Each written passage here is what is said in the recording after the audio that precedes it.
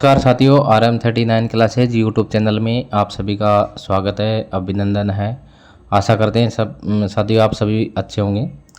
तो साथियों इस वीडियो में हम बात करेंगे कि RT 2009 यानी शिक्षा का अधिकार अधिनियम 2009 के तहत जो गैर सरकारी यानी प्राइवेट स्कूलों में निःशुल्क प्रवेश के लिए जो आवेदन है वो लगभग शुरू होने वाले हैं। तो इस वीडियो में हम आपको बताएंगे RT के तहत आप जो प्राइवेट स्कूल हैं उनमें प्रवेश की क्या गाइडलाइन है, क्या क्या योग्यताएं हैं और जो प्रवेश का शेड्यूल है वो क्या रहेगा। इसके अलावा कौन कौन से दस्तावेज जो आपके लिए आवश्यक हैं और इसका आवेदन किस प्रकार से करना पड़ेगा, चयन कैसे होगा, इन सारी चीज़ों की जानकारी हम आपको इस वीडियो में बताएंगे। तो आप इस वीडियो के अंत तक बने रहें साथियों। तो इसमें देखिए साथियों, जो शिक्षा का अधिकार है अधिनियम 2009 लागू हुआ था 1 अप्रैल 2010 से। उसके बाद में सत्र 2012-13 से जो निजी विद्यालय हैं, प्राइवेट विद्यालय हैं, उनमें जो 25% सीटें हैं उन पर RT के तहत निःशुल्क प्रवेश दिया जाता है। तो उनके लिए जो गाइडलाइन तय की गई है उनके अनुसार उनका चयन होता है और जो 25% जो स्टूडेंट्स हैं जो निःशुल्क प्रवेश पाते हैं उनकी पुनर्भरण राशि राज्य सरकार द्वारा वहन की जाती है। तो इस वर्ष 2025-26 के लिए जो प्रवेश प्रक्रिया है वो शुरू होने वाली है। उसका जो शेड्यूल है वो जारी कर दिया गया है शिक्षा विभाग द्वारा। तो देखिए साथियों, इसमें तो प्री प्राइमरी एजुकेशन तो उसके अंदर 3+ और कक्षा 1 में जो प्रवेश होंगे वो प्री प्राइमरी में होंगे और कक्षा 1 में होंगे प्रवेश। इस चीज़ का ध्यान रखें कि पहली क्लास में या फिर जो प्री प्राइमरी एजुकेशन है यानी LKG UKG उनके अंदर ये प्रवेश होंगे। और ये कक्षा में प्रविष्ट कुल विद्यार्थियों की संख्या के 25% की सीमा तक दुर्लभ वर्ग और असुविधाग्रस्त समूह के विद्यार्थियों को निःशुल्क पूर्व प्राथमिक शिक्षा PP 3+ और कक्षा 1 के हेतु प्रवेश इसमें दिया जाएगा। अब इसमें देखिए प्रवेश के लिए जो पात्रता है उसकी बात करें हम, तो इसमें सबसे पहली पात्रता यह है कि बालक गैर सरकारी विद्यालय के आसपास के परिक्षेत्र यानी कैचमेंट एरिया में निवास करने वाला होना चाहिए। तो राज्य के RT के जो नियम हैं उनके अनुसार जो विद्यालय का परिक्षेत्र है, कैचमेंट एरिया है, और शहरी क्षेत्रों में संबंधित स्थानीय निकाय अर्थात नगर निगम, नगर परिषद और नगर पालिका जैसी भी स्थिति में हो, और ग्रामीण क्षेत्रों में संबंधित ग्राम पंचायत निर्धारित किया गया है। और प्रवेश के समय शहरी क्षेत्रों में विद्यालय से संबंधित वार्ड और ग्रामीण क्षेत्रों में विद्यालय से संबंधित गांव में निवास करने वाले बालक बालिकाओं को इसमें प्राथमिकता दी जाएगी। इससे स्पष्ट है कि विद्यालय जिस वार्ड गांव में स्थित है वहां से वांछित संख्या में बालक बालिका उपलब्ध नहीं होने की स्थिति में शेष रही शहरी निकाय या ग्राम पंचायत के बालकों को प्रवेश दिया जाएगा। किसी भी स्थिति में विद्यालय से संबंधित शहरी निकाय या ग्राम पंचायत से बाहर निवास करने वाले बालक बालिका उस विद्यालय में प्रवेश के लिए पात्र नहीं होंगे। तो इसमें पहली शर्त यह है कि जो निजी विद्यालय है, जो प्राइवेट विद्यालय है, उस विद्यालय के कैचमेंट एरिया में उसका निवास होना चाहिए।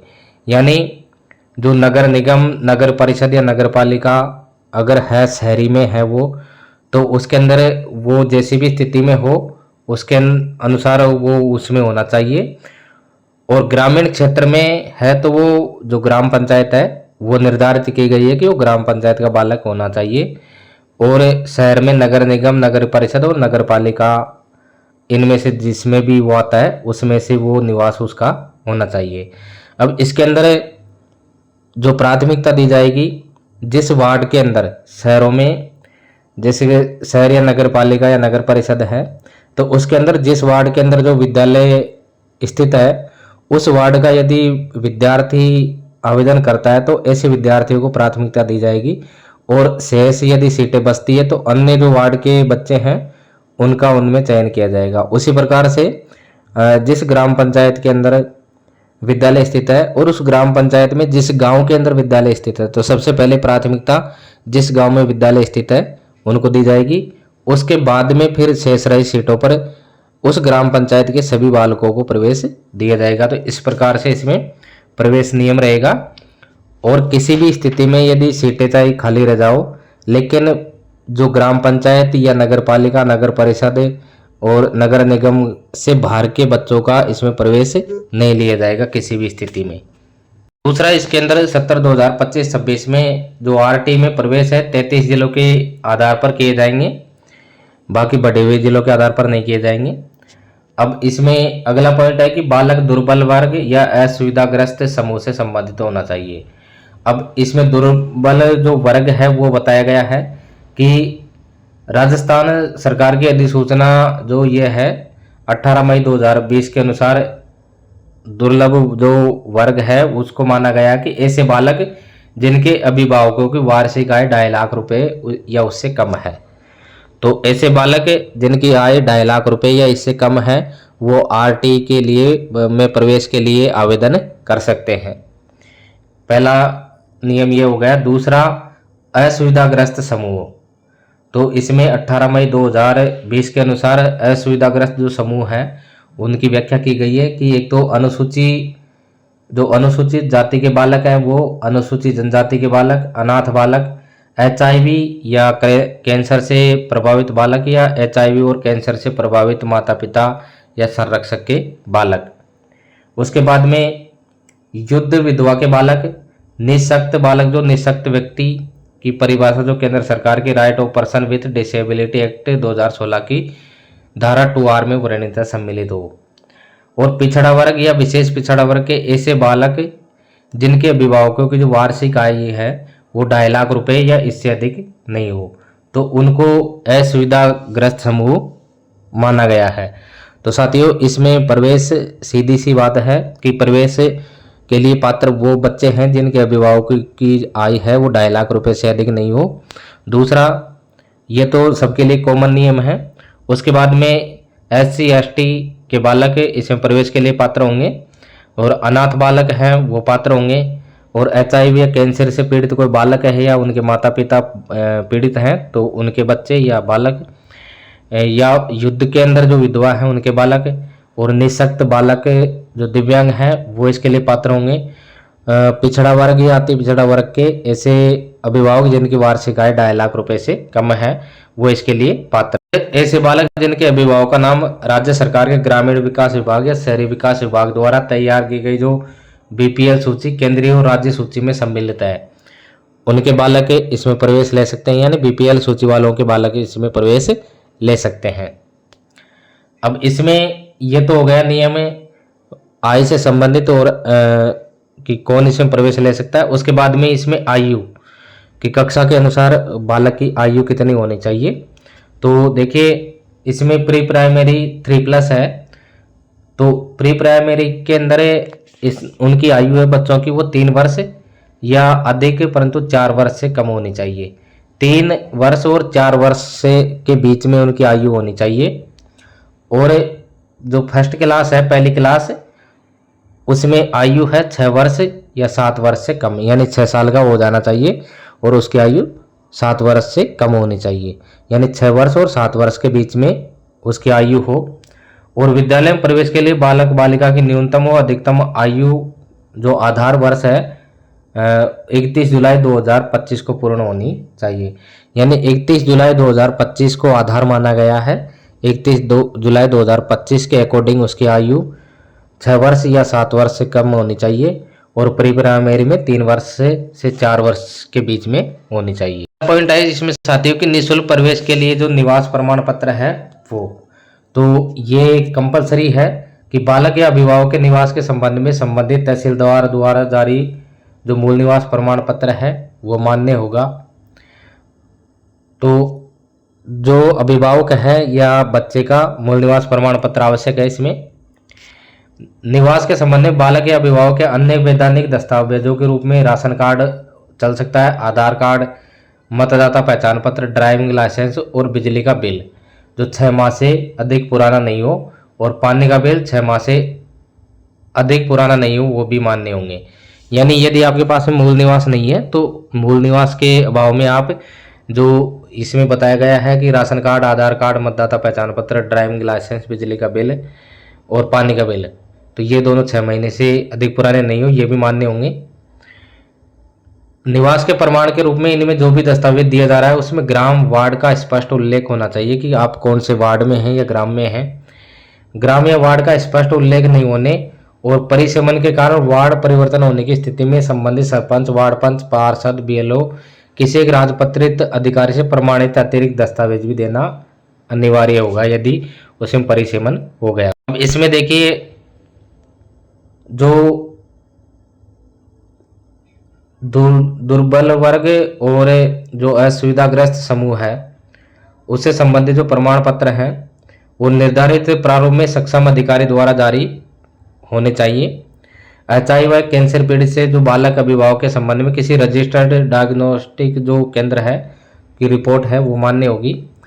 अब इसमें देखिए, निःशुल्क आयु के संबंध में सबूत के लिए दस्तावेज, यानी जो आयु है उसके लिए जो संबंधित दस्तावेज हैं वो क्या आवश्यक होंगे।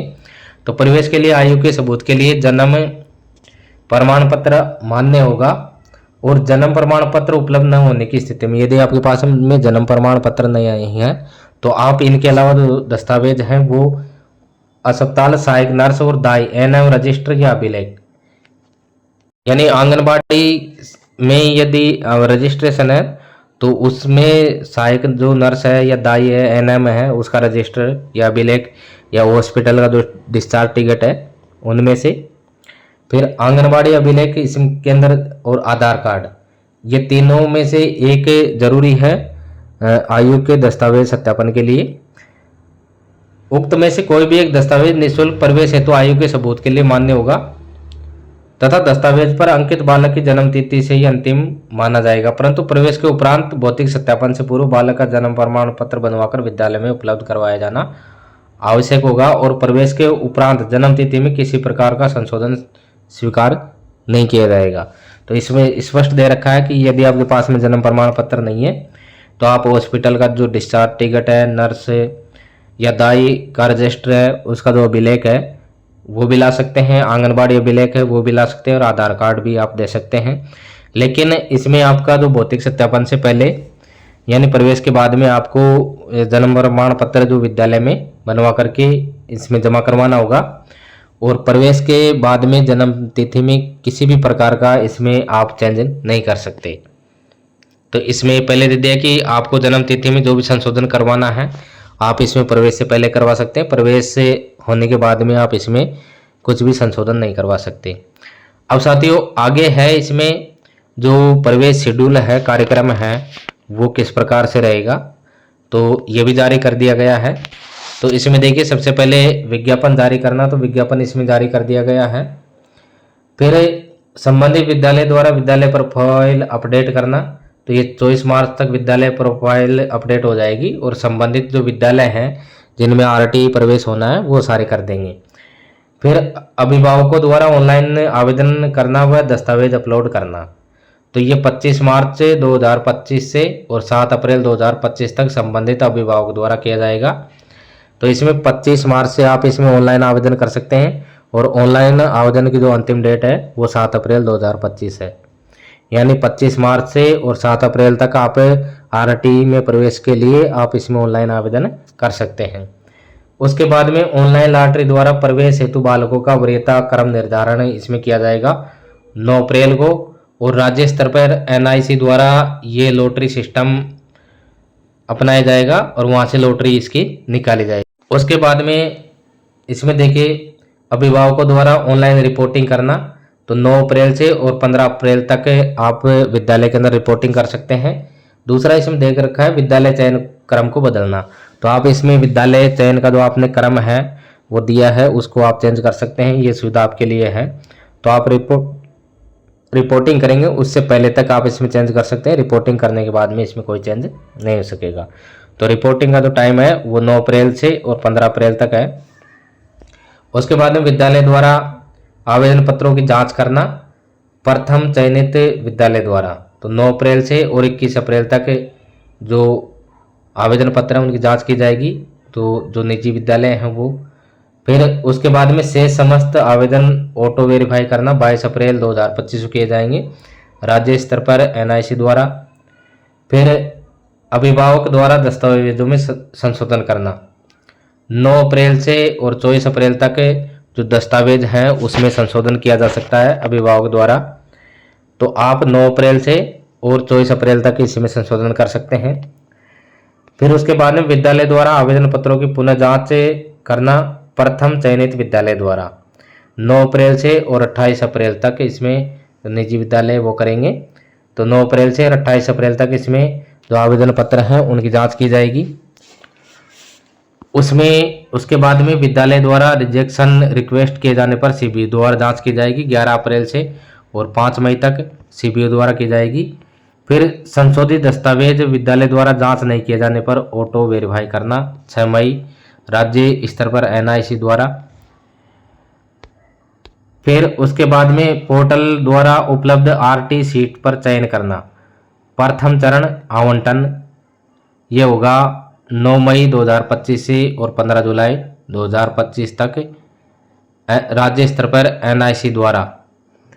फिर पोर्टल द्वारा उपलब्ध आरटी सीट पर चयन करना, तो ये चयन होंगे सेकंड चरण के होंगे 16 जुलाई से और 5 अगस्त तक चलेंगे राज्य स्तर पर एनआईसी द्वारा।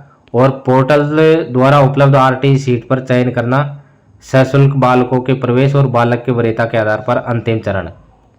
तो ये अंतिम है, इसमें 3 चरण होंगे, प्रथम चरण, द्वितीय चरण और तृतीय चरण 6 अगस्त से और 31 अगस्त तक एनआईसी द्वारा किया जाएगा ये भी। तो इस प्रकार से शेड्यूल रहेगा।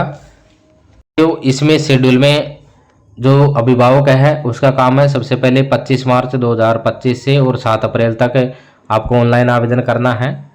उसके बाद में आपने 7 अप्रैल तक ऑनलाइन आवेदन कर दिया, उसके बाद में 9 अप्रैल को इसमें ऑनलाइन लॉटरी द्वारा प्रवेश हेतु बालकों का वरीयता जो क्रम है वो निर्धारित किया जाएगा। और इसमें अभिभावकों द्वारा ऑनलाइन इसमें रिपोर्टिंग की जाएगी। जो रिपोर्टिंग है वो ऑनलाइन की जाएगी, इसके अंदर विद्यालय में नहीं करनी है। तो इसमें विद्यालय चयन क्रम को इसमें बदल भी सकते हैं आप। तो ये रिपोर्टिंग की जाएगी 9 अप्रैल से और 15 अप्रैल 2025 तक। इसमें विद्यालय द्वारा प्राप्त समस्त आवेदन पत्रों की जांच कर उन्हें सत्यापित किया जाएगा और दस्तावेज में किसी प्रकार की त्रुटि पाए जाने पर विद्यालय द्वारा त्रुटिपूर्ण दस्तावेज पर आक्षेप लगाया जाएगा और ये आक्षेप अभिभावक के लॉगिन पर प्रदर्शित होगा। साथ ही अभिभावक के रजिस्टर्ड मोबाइल नंबर पर भी इसमें एसएमएस प्राप्त होगा। यदि आपके दस्तावेजों में कोई त्रुटि है तो आपको तुरंत सूचना मिल जाएगी। और अभिभावक द्वारा दस्तावेज को संशोधित कर निर्धारित तिथि तक अपलोड करना होगा।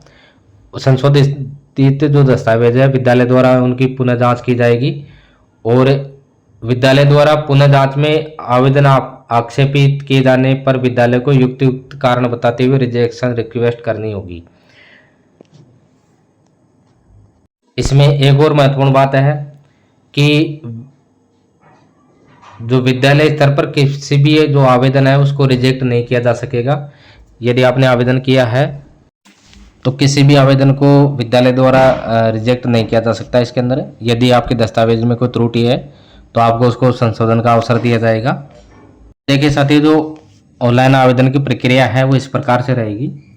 तो इसमें देखिए जो अभिभावक है अपने कैचमेंट एरिया के जो गैर सरकारी जो निजी विद्यालय हैं उसमें विद्यालय में निःशुल्क प्रवेश के लिए जो निःशुल्क सीट है तो उसके लिए ऑनलाइन आवेदन कर सकता है। तो इसमें ऑनलाइन आवेदन करने के लिए जो प्राइवेट स्कूल वेब पोर्टल है www.rajpsp.nic.in ये वेबसाइट है www.rajpsp.nic.in को एक्सेस कर इसमें आवेदन कर सकते हैं। दूसरा, इसके अंदर मोबाइल ऐप के माध्यम से भी आप ऑनलाइन आवेदन कर सकते हैं। तो जो अभिभावक है गूगल प्ले स्टोर से Rajasthan private school app download करके और इस ऐप के माध्यम से भी ऑनलाइन आवेदन कर सकते हैं। तो सर्वप्रथम अभिभावक को प्राइवेट स्कूल वेब पोर्टल है तो www.rajpsp.nic.in को एक्सेस करके बालक एवं स्वयं के संबंध में पात्रता संबंधी आवश्यक प्रविष्टियां करनी होगी। और आवेदन में बालक के आधार नंबर और आधार पंजीयन संख्या जो 16 अंकों का है और मोबाइल नंबर प्रविष्ट करना उसका आवश्यक है। तो बालक का आधार इसमें आवश्यक होगा।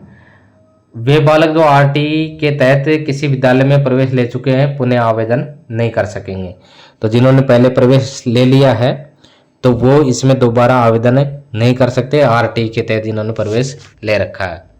अब इसमें सूचना प्रविष्टि के बाद में अभिभावक को एप्लीकेशन आईडी और पासवर्ड प्राप्त होंगे।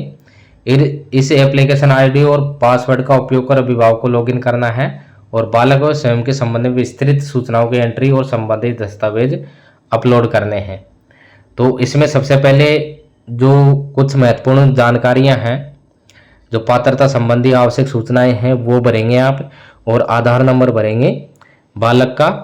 तो और बालक का आधार नंबर भरने के बाद में आपको इसमें एप्लीकेशन आईडी और इसमें पासवर्ड प्राप्त हो जाएंगे उनकी पूर्ति करने के बाद में।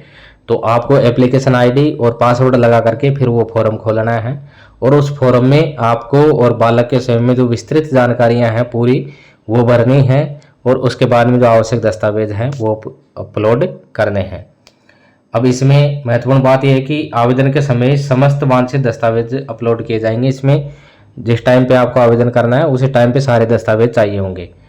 तो इस हेतु आवेदन फॉर्म के साथ फोटो चाहिए बालक की, बालक का आयु प्रमाण पत्र, अभिभावक का निवास संबंधी प्रमाण पत्र, अभिभावक का जाति प्रमाण संबंधी प्रमाण पत्र, बालक का आधार कार्ड अथवा आधार पंजीयन रसीद, बालक या माता पिता या संरक्षक के HIV प्रभावित होने की रिपोर्ट, बालक या माता पिता के संरक्षक के कैंसर ग्रस्त होने की रिपोर्ट, बालक की माता के युद्ध विधवा होने का प्रमाण पत्र, अभिभावक की वार्षिक आय का प्रमाण पत्र, BPL प्रमाण पत्र और बालक के अनाथ होने संबंधी घोषणा, बालक का निःशक्त संबंधित प्रमाण पत्र दस्तावेज नियमानुसार अपलोड करेंगे। तो इसमें देखिए ये जितने भी दस्तावेज इसके अंदर दिए गए हैं उन दस्तावेजों में जो भी आप पर लागू होते हैं वो सारे दस्तावेज आप पहले अपने पास रखें और उसके बाद में आपको फॉर्म भरना है। ये सारे दस्तावेज उसमें ऑनलाइन अपलोड होंगे। इसमें जो दस्तावेज है वो आपको ध्यान रखना है कि अपलोड जो दस्तावेज है स्पष्ट और पूर्ण होने चाहिए।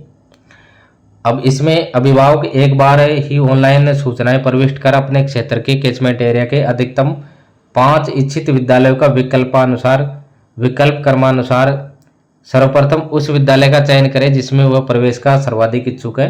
इस प्रकार 5 विद्यालयों का चयन करने हैं भर सकता है।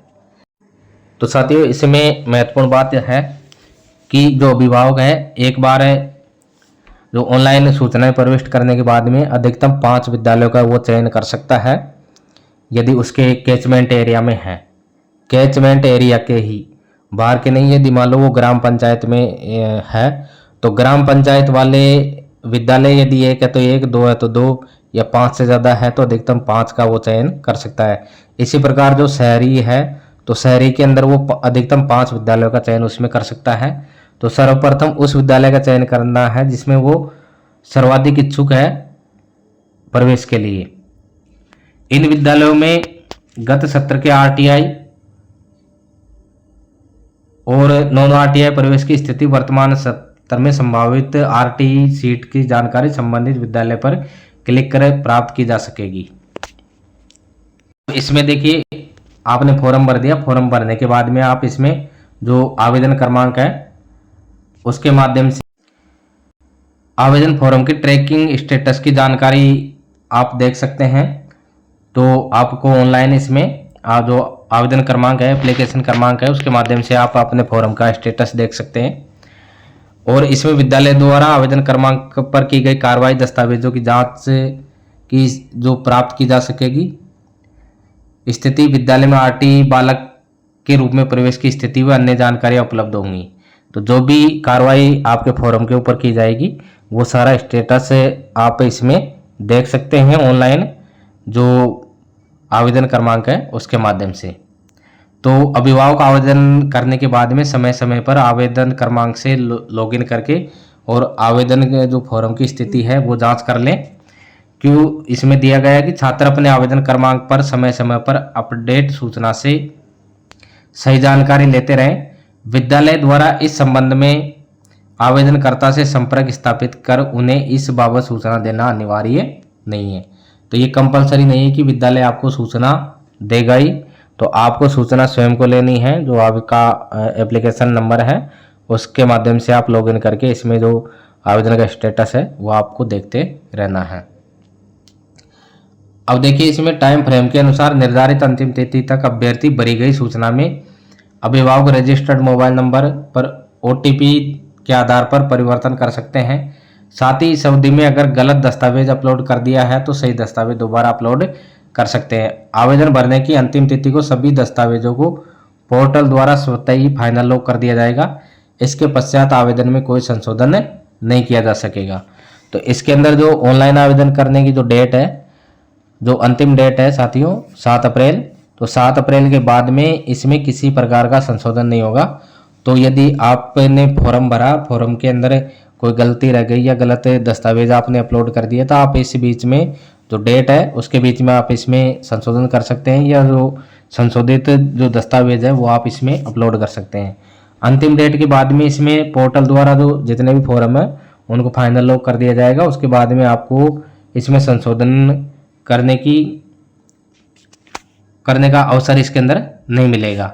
तो ऑनलाइन आवेदन करते समय बालक के माता पिता के नाम की वर्तनी, प्रवेश हेतु कक्षा, जन्म तिथि और अन्य जो सूचनाएं हैं सावधानी पूर्वक प्रविष्ट करें और समस्त दस्तावेज पूर्णतः सही और स्पष्ट अपलोड करें। प्रविष्टि में किसी प्रकार की त्रुटि प्रवेश प्रक्रिया में बाधक बन सकती है, जिसका दायित्व संबंधित अभिभावक का होगा। तो आपको जो भी चीज़ें इसके अंदर जो जानकारियां हैं जो फिल करनी है वो बिल्कुल सही होनी चाहिए।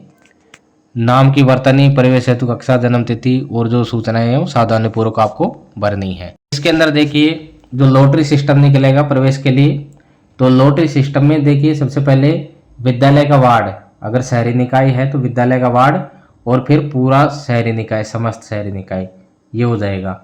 फिर दूसरे नंबर पे रहेगा जिस गांव में स्थित है, ग्रामीण में तो गांव, और उसके बाद में ग्राम पंचायत ये आएगी। और लॉटरी में वरीयता जो अनाथ बालक और दिव्यांग बालकों को मिलेगी, सबसे पहले उनका चयन किया जाएगा। लॉटरी के पश्चात बालक द्वारा गैर सरकारी विद्यालय में रिपोर्टिंग की जाएगी। इस प्रक्रिया में बालक के द्वारा पूर्व में किए गए विद्यालय चयन के क्रम को बदला जा सकेगा। जिन बालकों द्वारा रिपोर्टिंग नहीं की जाएगी उनके द्वारा पूर्व में भरे गए चयन क्रम को ही अंतिम मान लिया जाएगा। इस प्रकार कोई भी बालक रिपोर्टिंग से वंचित नहीं रहेगा। अगला पॉइंट है साथियों, इसमें विद्यालय में जो रिपोर्टिंग है वो तो केंद्रीकृत लॉटरी प्रक्रिया के बाद में बालक द्वारा गैर सरकारी विद्यालय में ऑनलाइन रिपोर्टिंग की जाएगी और प्राप्त वरीयता क्रम के अवलोकन के आधार पर अभिभावकों द्वारा रिपोर्टिंग प्रक्रिया में आवेदन के समय किए गए विद्यालय चयन क्रम को बदला जा सकेगा। और यदि बालक आवेदन के समय किए गए चयन क्रम को यथावत रखना चाहता है तो उसके द्वारा रिपोर्टिंग नहीं की जाए। जिन बालकों द्वारा रिपोर्टिंग नहीं की जाएगी उनके द्वारा आवेदन के समय भरे गए विद्यालय चयन क्रम को अंतिम मान लिया जाएगा और इस प्रकार कोई भी बालक रिपोर्टिंग से वंचित नहीं रहेगा। तो इसके महत्वपूर्ण बात है साथियों, तो इसमें लॉटरी के बाद में बालक द्वारा जो निजी विद्यालय है उसमें ऑनलाइन रिपोर्टिंग की जाएगी और प्राप्त जो वरीयता के क्रम के अवलोकन के आधार पर अभिभावकों को रिपोर्टिंग प्रक्रिया में आवेदन के समय विद्यालय चयन क्रम को इसमें बदला भी जा सकेगा। यदि बालक आवेदन के समय किए गए चयन क्रम को यथावत रखना चाहता है, उसको ऐसे के ऐसे कि उसमें कोई चेंज उसको नहीं करना है, तो वो रिपोर्टिंग नहीं करे। और जिन बालकों द्वारा रिपोर्टिंग नहीं की जाएगी ना, तो उनके द्वारा आवेदन के समय भरे गए विद्यालय चयन क्रमों को ही अंतिम माना जाएगा। इस प्रकार से किसी भी बालक, कोई भी बालक है रिपोर्टिंग से वंचित नहीं रहेगा। और आवेदनकर्ता द्वारा रिपोर्टिंग टाइम फ्रेम द्वारा निर्धारित दिनांक तक ही की जा सकेगी। छात्र द्वारा ऑनलाइन रिपोर्टिंग करने के आधार पर संबंधित विद्यालय द्वारा सशुल्क विद्यार्थियों की एंट्री की जाएगी। तो नियमानुसार वरीयता क्रम में आने वाले छात्र का चयन निःशुल्क प्रवेश के बालक के रूप में संबंधित विद्यालय में पोर्टल द्वारा किया जाएगा। तो इसमें जो दस्तावेज है उनकी बात बताई दी कि कौन कौन से दस्तावेज चाहिए। अब इसमें महत्वपूर्ण बात यह कि यह भी है कि इसमें आवेदन पत्रों के जो साथ जो संलग्न दस्तावेज है लॉटरी दिनांक से पूर्व की तिथियों में जारी होना आवश्यक है। लॉटरी दिनांक और उसके बाद की तिथियों में जो जारी दस्तावेज है वो मान्य नहीं होंगे। और विद्यालय द्वारा दस्तावेज सत्यापन के समय आय प्रमाण पत्र आक्षेप लगाए जाने पर अभिभावक द्वारा प्रस्तुत नवीन आय प्रमाण पत्र लॉटरी के बाद की तिथि का हो सकता है। तो यदि आय प्रमाण पत्र पुराना हो तो आय प्रमाण पत्र आक्षेप लगाए जाने पर वो नया बनवा सकता है। और आय की गणना का जो निर्धारित वर्ष है वो वित्तीय वर्ष 2024-25 का होना चाहिए। अब इसमें देखिए जो लॉटरी सिस्टम है, केंद्रीकृत लॉटरी प्रक्रिया है, तो ऑनलाइन प्राप्त आवेदनों के प्रवेश हेतु वरीयता क्रम निर्धारण सॉफ्टवेयर द्वारा रैंडम विधि से निर्धारित तिथि को राज्य स्तर पर एनआईसी द्वारा किया जाएगा। और लॉटरी वरीयता में अनाथ बालक, दिव्यांग बालक जो केंद्र सरकार द्वारा अधिनियमित है को प्राथमिकता दी जाएगी। तो यहाँ देखिए इसमें स्पष्ट किया गया है कि जो लॉटरी सिस्टम है, उक्त वरीयता सूची में विद्यालय में निःशुल्क सीट पर ऑनलाइन आवेदन करने वाले सभी बालकों के नाम सम्मिलित किए गए हैं। अतः यह प्रवेश हेतु केवल वरीयता सूची है, इसे प्रवेश के लिए चयन सूची नहीं माना जाए। जो लॉटरी सिस्टम है वो केवल वरीयता निर्धारण के लिए है, तो उसके हिसाब से इसमें वरीयता निर्धारण किया जाएगा। इसमें जो चयन सूची है वो बाद में जारी होगी, कंप्लीट हो जाने के बाद में। सूची का उपयोग पोर्टल द्वारा शेष 75% सीट्स पर प्रवेश सशुल्क बालकों के साथ सम्मिलित कर निर्धारित जो रोस्टर प्रक्रिया द्वारा किया जाएगा। तो इसमें जो रोस्टर प्रणाली है वो इस प्रकार से है, जो प्रक्रिया रहेगी। तो ये 41 बालकों की क्लास है जिसके अंदर निःशुल्क प्रवेश 11 के होंगे और सामान्य प्रवेश इसमें 30 के रहेंगे 25%।